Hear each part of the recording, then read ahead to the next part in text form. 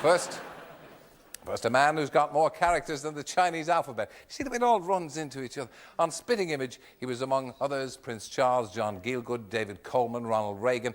It's not bad for a young man, started his working life as a gravedigger. In Red Dwarf, he's the odious Rimmer. In the British Empire, he's the even more odious manager of the Whitbury Leisure Centre, Gordon Brittis. What's that, Gavin? Nothing, Mr. Brittis. That's a cigarette. Ah!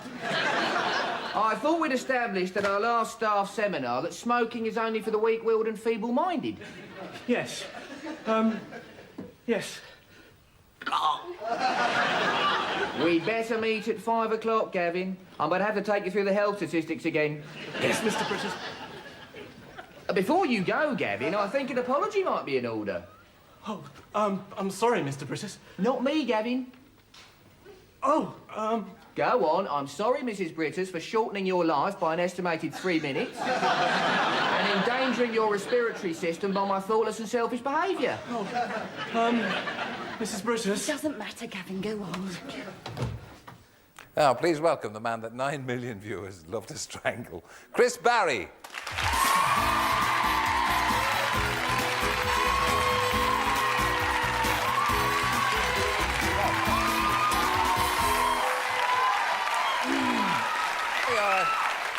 I must say, shut up!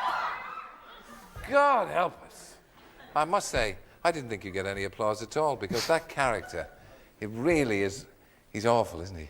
Any sympathy at all for him? He never sets out to be, though, that's the thing. He never sets out to be odious. That's the whole thing, Terry. See, I have a dream in my life, you see.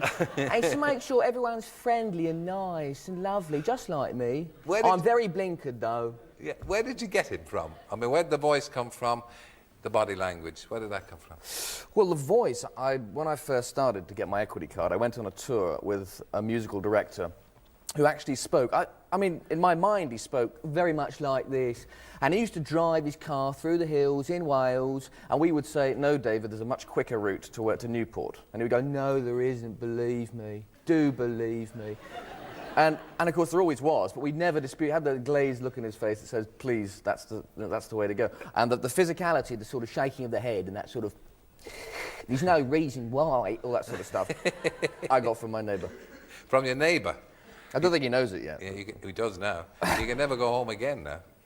And do you pick up things from observation? I mean, the body language, or does it come with the voice? You get the voice, and the body language follows. I think the voice is the first thing. I think that's the main sort of 70%, and then from there, the rest just seems to fall into place. Do you get any abuse as this fairly odious manager of the leisure centre? Well, so far, most of the abuse I've got is as Rimmer, Red Dwarf. You know, people saying, "Where's your H, mate?" "All right, Smeghead. Hello, Smeghead. How are you?" All that sort of stuff. Yeah. But I don't really, I don't get too much abuse so far as British. Yeah. I disguise myself. I think he'd be wonderful, British, if he had just a little bit something to relieve his awful smugness, because sometimes you actually switch it off in frustration with him. Right, I can understand that, but I think ultimately he is, I mean, in this series particularly, he's been the victim, really, and the people, when he nearly got sacked, for example, by the inspector, who fortunately was a British himself.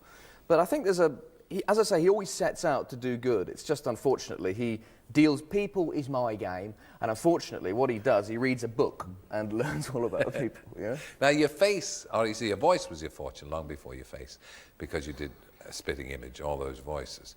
I mean, what characters did you do? You did David Coleman. Extraordinary. Later on, we'll be talking to the one and only Gary Lineker, the man, of course, they call Gary Lineker. And I did Will, that's Will. The thing I miss about being president is Mrs. Thatcher. Oftentimes the time I'd watch her cute ass wiggle up the gangplank.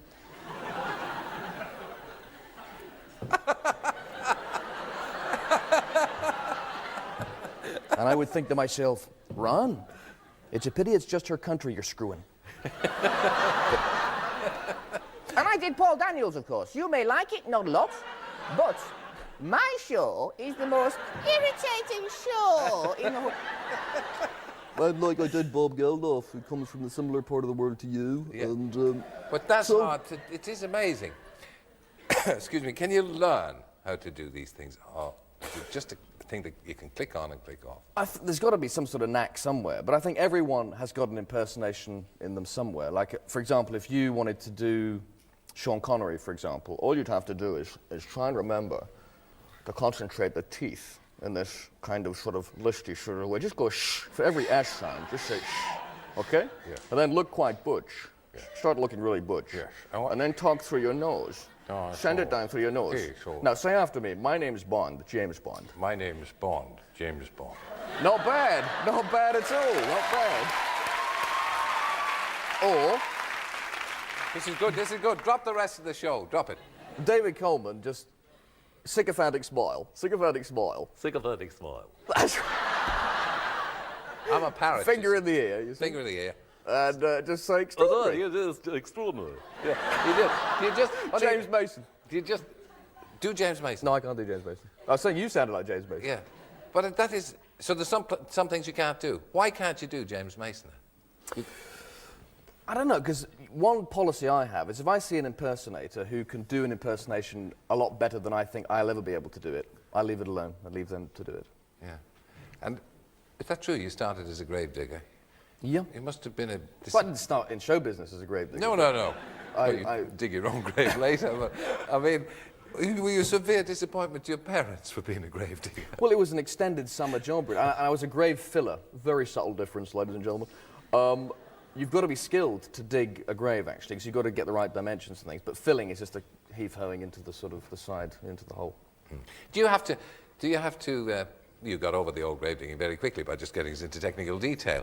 But do you have to continually update the voices you do? And you have to, haven't you? Because, I mean, one remembers, say, my God, really finding it hard to find new voices after Harold Wilson went.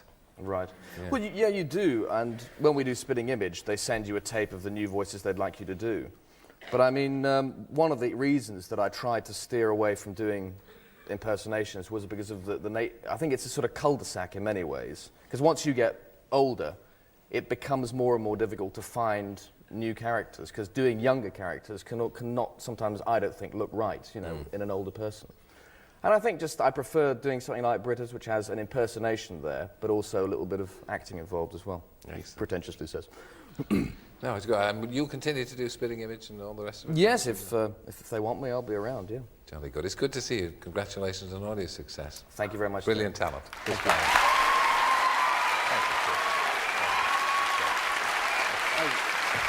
No, yeah.